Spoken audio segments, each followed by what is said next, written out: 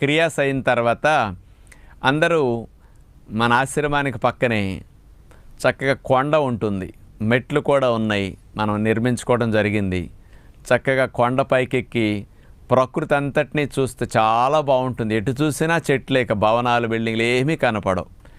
నెమళ్ళు విపరీతంగా ఉంటాయి. అలా పైకెక్కి దిగటానికి మంచి వ్యాయామం జరుగుతుంది.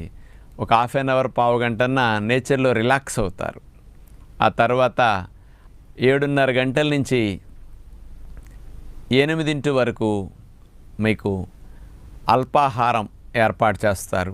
ఉదయం పూట రకరకాల మిల్లెట్స్తో రోజుకొక వెరైటీ మిల్లెట్స్ తీసుకుంటారు. వెజిటబుల్ జ్యూస్, క్యారెట్లు ఇట్లాంటివి, టమోటాలు వేసేసి దాంతో జావ చేస్తారు, మిల్లెట్ జావ.